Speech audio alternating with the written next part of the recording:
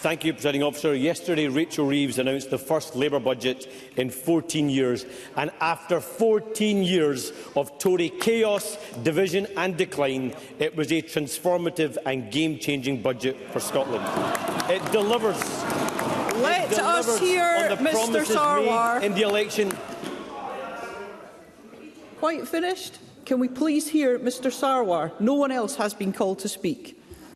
After 14 years, it delivers on the promises made in the election, ends the era of austerity, provides vital new investment for our public services and prioritises economic growth. And it includes the largest block grant settlement to the Scottish Parliament in the history of devolution. That's £1.5 billion of additional funding for the Scottish Government this year and a further £3.4 billion next year. That means the block grant will be £47.7 billion next year, a Labour government delivering for the people of Scotland. So will the First Minister welcome this transformative budget, welcome the end of the era of austerity and welcome this new investment for Scotland? First Minister. I don't think any of us are surprised that Mr Sarwar is just so excited this afternoon in his questions to Parliament that let me provide some calming influence in the parliamentary discourse this afternoon. The budget is a step in the right direction. I accept that and I welcome that. The increase in funding for this financial year largely accords with the expectations that the Scottish Government had to deal with the issues of pay and the pressures of inflation that the Finance Secretary has shared with Parliament already. The funding for next year is welcome. It delivers for Scotland an increase because of Barnett consequentials in health and education, but we have to be conscious that there will be negative consequentials arising out of financial implications for areas such as culture, environment and transport. So there is a net implication given for the public finances in Scotland.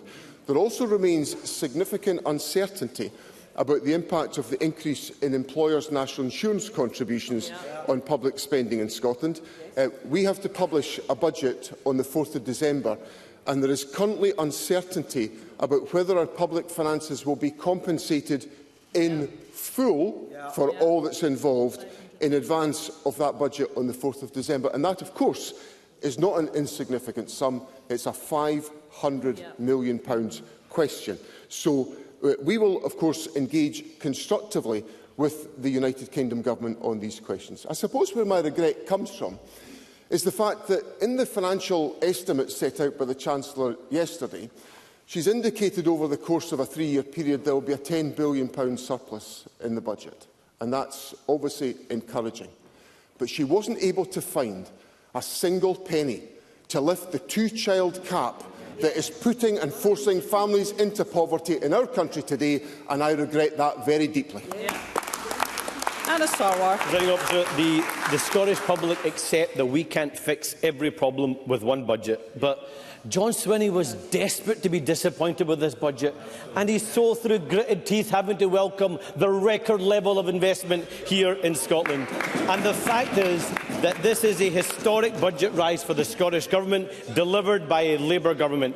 On top of that, this budget also delivered £1.4 billion of investment in local Scottish infrastructure, a pay rise for 200,000 of the lowest paid workers, an extension to the fuel duty cut that will benefit 3.2 million Scots, massive investment in the publicly owned GB Energy headquartered in Aberdeen, a COVID corruption commissioner to get our money back from dodgy Tory deals, compensation for the inflicted blood victims and the victims of the Horizon Post Office scandal, an end to the miners' pensioner injustice. I'm sorry, Presiding Officer, there's just so much for Scotland in this budget, more and more that I could go on. So does the First Minister accept that this change is only possible because Scotland voted to get rid of that rotten Tory government and elected a Labour government that ended the era of austerity and is changing the lives of people across Scotland? First Minister. Mr Sarwar is very, very excited today. I think he's just... I've got that sense that he doth protesteth too much, is what it strikes me. There's many measures in the budget that are welcome, and I'm particularly pleased that there is a reliable source of funding made available for the infected blood scandal victims, and those affected and infected, because I have constituents who have given tenacious leadership to making sure this injustice was corrected. I think of my constituent Bill Wright whenever I think of this issue, and I'm very pleased that the Labour government has done that, and it's to their credit that they have done that. Of course, there are many issues that are welcome in the budget. I argued, for example, that the Chancellor had to change the fiscal rules. She said during the election she wouldn't do it, but I've obviously been very persuasive in getting her to change the fiscal rules so we could get more investment. The very investment Mr Sarwar talks about, which I think is really important, to invest in our infrastructure, in our housing stock, in ensuring that this country's competitiveness is enhanced by that investment. So all of these things I welcome. But Mr Sarwar is going to have to try to convey some of his enthusiasm to people other than me, who are living in poverty, and the families of children who are going to go into poverty because the two-child cap has not been lifted. And the Resolution Foundation estimate that by April of next year, an additional 63,000 children will be affected by the failure to lift the two-child cap. And there will be individuals, pensioners, who have lost their winter fuel payment, who will not be greeting with enthusiasm the points that Mr Sarwar is making.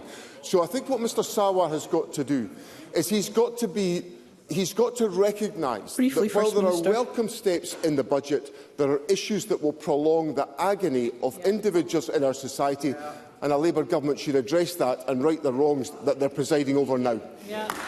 Anas Sarwar. I've always been clear that we can't fix every Tory mess in one budget, and of course we want to make further progress over the course of a Labour government.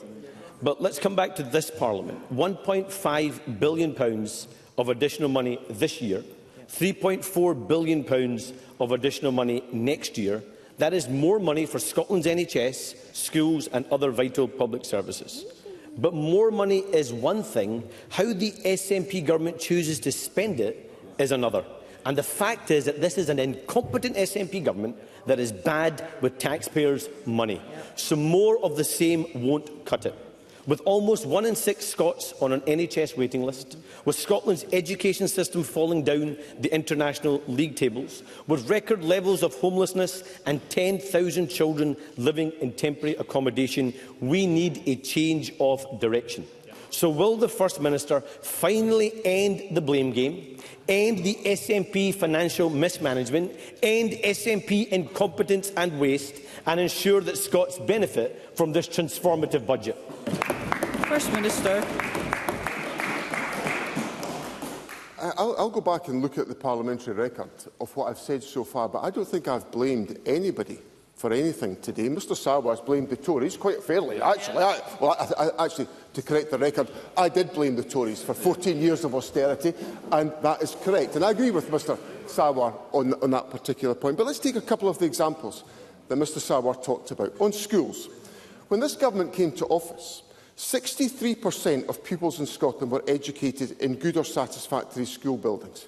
That figure now is over 90%. 90%, because this government did the heavy lifting of investing in the school estate of Scotland.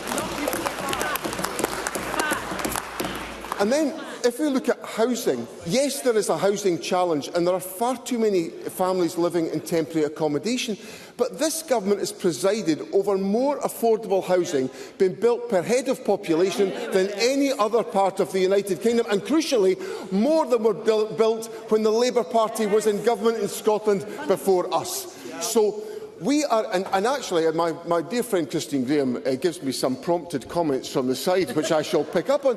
When we came into office, the Labour government was so incompetent they couldn't even spend the money that was available to be spent on behalf of the people of Scotland. So What we will do, Presiding Officer, is we will continue what I have always done as a Minister. We will deliver careful stewardship of the public finances to deliver for the people of Scotland. We will balance the books. We'll deliver value. That's what people get from a Swinney government.